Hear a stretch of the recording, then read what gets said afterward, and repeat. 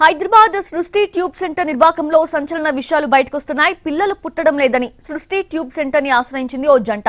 ఆ తర్వాత వారికి మగబిడ్డ పుట్టారు. బిడ్డ ఎదుగుతున్న కొద్దీ ఆరోగ్య సమస్యలు రావడంతో దంపతులకు అనుమానం వచ్చింది. మరో డాక్టర్ ని సంప్రదించారు. బాబుకి టెస్టులు చేయించారు. అందులో బాబుకి క్యాన్సర్ ఉన్నట్టు తేలింది. దాంతో తల్లిదండ్రులు షాక్ కి గురయ్యారు. వైద్యుల సలహాతో డిఎన్ఏ పరీక్షలు చేయడంతో స్పెర్మ్ తమది కాదని నిర్ధారణ అయింది. దాంతో పోలీసులకు ఫిర్యాదు చేశారు బాధితులు. అయితే 9 ఏళ్ల క్రితమే హాస్పిటల్ ని అధికారులు సీజ్ చేశారు. ఆ తర్వాత కొన్నాళ్లకు అక్రమంగా అనుమతులు పొంది మళ్లీ నిర్వహిస్తోంది డాక్టర్ నమ్రత. వైజాగ్ లో ఉన్న సృష్టి టెస్ట్ ట్యూబ్ బేబీ సెంటర్ లోను పోలీసులు తనిఖీలు చేస్తున్నారు. హైదరాబాద్ లో ఉన్న హాస్పిటల్ సెంటర్లో రెవెన్యూ, పోలీసులు, వైద్య శాఖల ఉన్నతాధికారులు సోదాలు చేస్తున్నారు. అయితే సికింద్రాబాద్ లో ఉన్న సృష్టి టెస్ట్ ట్యూబ్ బేబీ సెంటర్ లో అక్రమంగా పెద్ద ఎత్తున వీర్యం నిల్వలున్నట్లు పోలీసులు గుర్తించారు. కొందరు యువకులకు డబ్బు ఆశ చూపి డాక్టర్ నమ్రత వీర్యం సేకరిస్తున్నట్లు పోలీసులు గుర్తించారు. డాక్టర్ ని అదుపులోకి తీసుకుని విచారిస్తున్నారు. అటు ఏపీలోనూ సృష్టి టెస్ట్ ట్యూబ్ బేబీ నిర్వాకం బయటపడింది. బెజవాడలో కూడా టెస్ట్ ట్యూబ్ సెంటర్ కి చెందిన మహిళా డాక్టర్ ని గుర్తించారు. దాంతో హైదరాబాద్ నుంచి విజయవాడకు తెలంగాణ పోలీసులు వచ్చి విచారణ చేస్తూ ఉన్నారు. గతంలో సృష్టి టెస్ట్ ట్యూబ్ సెంటర్ పై వచ్చిన ఫిర్యాదులపై బెజవాడ పోలీసులు ఆరా తీస్తున్నారు.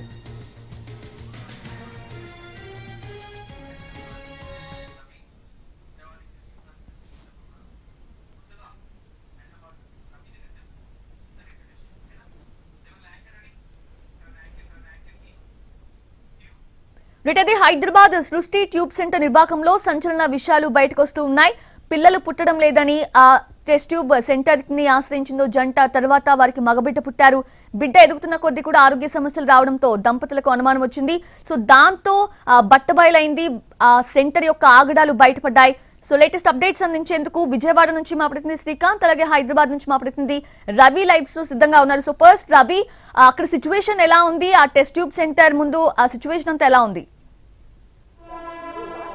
సజన, సికింద్రాబాద్లో ఉన్నటువంటి సృష్టి టెస్ట్ ట్యూబ్ బేబీ సెంటర్లో దాదాపు 3 గంటలుగా అధికారుల సోదాలు కొనసాగుతున్నాయి. అటు పోలీసులతో పాటు వైద్య శాఖ ఉన్నతాధికారులు ఇక్కడికి చేరుకున్నారు. క్లూస్ టీమ్స్ ఇక్కడికి చేరుకున్నాయి. అదేవిధంగా రెవెన్యూ శాఖ అధికారులు కూడా ఇక్కడికి చేరుకొని 3 గంటలుగా లోపల తనిఖీ చేస్తున్నారు.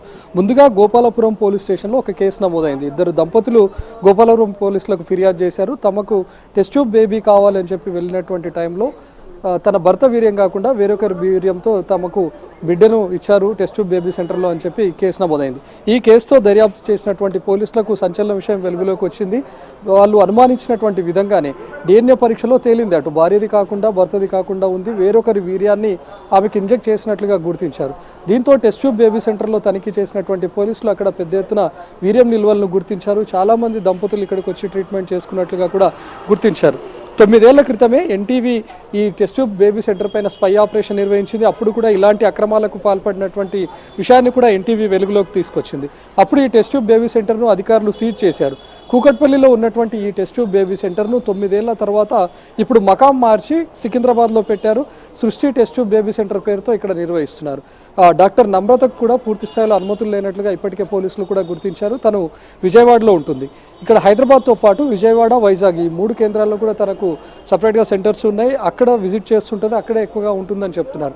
ఎవరైతే సికింద్రాబాద్లో ఉన్నటువంటి సృష్టి టెస్ట్ ట్యూబ్ బేబీ సెంటర్కు దంపతులు పిల్లల కోసం ఇక్కడికి అప్రోచ్ అవుతారో తను విజయవాడ నుంచి మాత్రమే ఇక్కడికి వస్తుంది. అంటే ఎవరైనా క్లయింట్స్ ఇక్కడికి వచ్చినటువంటి టైంలో మాత్రమే నమ్రత ఇక్కడికి వస్తుంది.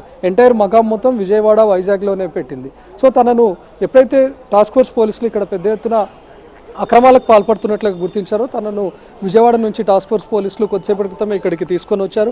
అప్పటికే పోలీసులు దీనిపైన దర్యాప్తు చేశారు. ఎవరైతే దంపతులు ఇక్కడ పిల్లల కోసం వచ్చినటువంటి టైంలో వాళ్లకు వేరే వీర్యాన్ని ఇంజెక్ట్ చేసి పిల్లల్ని పుట్టించారో ఆ తర్వాత మగబాబు పుట్టాడు. ఆ బాబుకు కొన్ని రోజులుగా అనారోగ్య సమస్యలు కూడా తలెత్తుతూ వచ్చాయి. వెంటనే హాస్పిటల్ సంప్రదించారు. అయితే మీకు రెగ్యులర్ ప్రాసెస్ వల్ల పుట్టినటువంటి బేబీ కాదు కాబట్టి మీకు అనారోగ్య సమస్యలు ఇలానే ఉంటాయి. బాబీకి కొన్ని రోజుల తర్వాత, కొన్నేళ్ల తర్వాత క్యూర్ అవుతుంది అని చెప్పి డాక్టర్ నమ్రత చెప్పారు. అయినా సరే కొన్ని రోజుల తర్వాత అనారోగ్య సమస్యలు ఎక్కువ అవడంతో బాబుకి వేరే డాక్టర్ను సంప్రదించారు. అక్కడ డాక్టర్ కూడా అనుమానం వచ్చింది. వెంటనే అన్ని టెస్టులు చేయడంతో బాబుకు క్యాన్సర్ ఉన్నట్లుగా తేలింది. ఆ విషయాన్ని దంపతులకు చెప్పారు. ఎప్పుడైతే పేరెంట్స్ ఉన్నారో అటు భార్య తరఫున ఉన్నటువంటి వాళ్ళకి కానీ, భార్యకు కానీ, భార్యకు సంబంధించినటువంటి తల్లిదండ్రులకు, వాళ్ళ పేరెంట్స్కి ఎవరికి కూడా వాళ్ళ వంశంలో క్యాన్సర్ లాంటిది లేదు.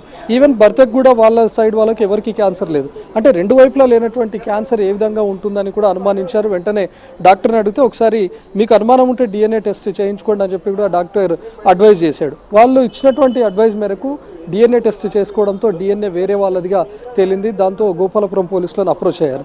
ఎప్పుడైతే పోలీసులు ఇక్కడికి చేరుకొని తనిఖీలు నిర్వహిస్తున్నారో ఈ టెస్ట్ ట్యూబ్ బేబీ సెంటర్కి సంబంధించి కూడా సంచలన విషయాలు వెలుగులోకి వస్తున్నాయి. పెద్ద ఎత్తున వీర్యాన్ని అక్రమంగా నిల్వహించినట్లుగా కూడా తెలుస్తోంది. ప్రస్తుతం లోపల వీర్యం నిల్వలు కూడా ఉన్నాయి. కొంతమంది యువకులకు డబ్బులను ఆశ చూపించి వీర్యాన్ని కలెక్ట్ చేస్తున్నట్లుగా కూడా గుర్తించారు. సో ఇప్పుడు హైదరాబాద్తో పాటు విజయవాడ, అదేవిధంగా వైజాగ్లో ఉన్నటువంటి సృష్టి టెస్ట్ ట్యూబ్ బేబీ సెంటర్లో కూడా పోలీసులు తనిఖీలు జరుపుతున్నారు. Soujanya. S Ravi, you stay online. ఒకసారి విజయవాడ శ్రీకాంత్ దగ్గరికి వెళ్దాము. విజయవాడలో కూడా ఈ టెస్ట్ ట్యూబ్ సెంటర్ కి సంబంధించి అక్కడ విచారణ చేస్తూ ఉన్నారు. హైదరాబాద్ నుంచి విజయవాడకు వెళ్లిన తెలంగాణ పోలీసులు. సో అక్కడ సిచ్యువేషన్ ఎలా ఉంది తెలుసుకుందాము. శ్రీకాంత్, అక్కడ ఆ సృష్టి టెస్ట్ ట్యూబ్ సెంటర్ కి సంబంధించి గతంలో ఏమైనా ఫిర్యాదులు ఉన్నాయా? దానికి సంబంధించి పోలీసులు ఆరా తీసినట్టుగా తెలుస్తోంది. అప్డేట్స్ ఏంటి?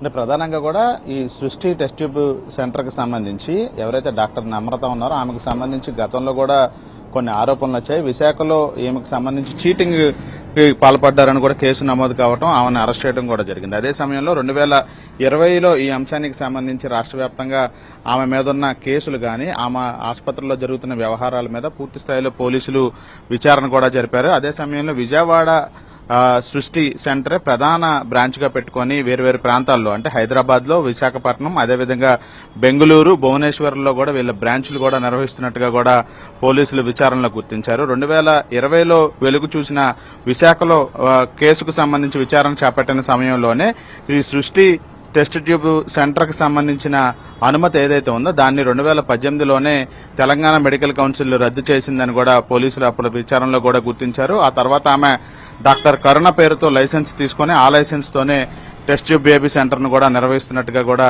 పోలీసులు నిర్ధారణకు వచ్చారు. అంటే ప్రస్తుతం నడుపుతున్నటువంటి సెంటర్లకు కూడా అనుమతి లేకుండానే వేర్వేరు డాక్టర్ల పేరుతోనే ఈ సెంటర్లని నడుపుతున్నట్టుగా కూడా పోలీసులు అనుమానిస్తున్నారు. అదేవిధంగా నమ్రత మీద ఉన్నటువంటి కేసులు అటు వైజాగ్ లో గానీ, అదేవిధంగా ప్రస్తుతం హైదరాబాద్ లో గానీ, ఇతర ప్రాంతాల్లో ఎక్కడెక్కడ ఎన్ని కేసులు ఉన్నాయనే అంశానికి సంబంధించి కూడా విచారణ చేపట్టారు. తాజాగా హైదరాబాద్ లో వెలుగు చూసిన ఘటనకు సంబంధించి పోలీసులు నమ్రత అజ్ఞాతంలోకి వెళ్లిపోవడంతో ఆమె సెల్ ఫోన్ ను సిగ్నల్ ఆధారంగా ట్రాక్ చేశారు. ఆమె విజయవాడ సిటీలో ఉన్నటువంటి పడమట ప్రాంతంలో ఉన్నట్టుగా నిర్ధారణకు వచ్చారు. ఈ నేపథ్యంలో తెలంగాణ పోలీసులు విజయవాడ పోలీసులకి సమాచారం ఇవ్వడంతో వాళ్ళందరూ కూడా విజయవాడ వచ్చారు. విజయవాడ పోలీసుల సహకారంతో డాక్టర్ నమ్రతని అదుపులోకి తీసుకుని 4 గంటల సమయంలోనే తెలంగాణకు తరలించినట్టుగైతే మనకి సమాచారం కూడా అందుతా ఉంది. ఇక్కడ గత 5-6 ఏళ్ల కాలంలోనే 50 మంది పిల్లల వరకు ఇక్కడ ఈ ఫెర్టిలిటీ సెంటర్ ద్వారా అయితే జన్మనిచ్చినట్టుగా అయితే పోలీసు రికార్డుల్లో గతంలోనే పోలీసులు విచారణ సమయంలో గుర్తించారు. అయితే వాటికి సంబంధించి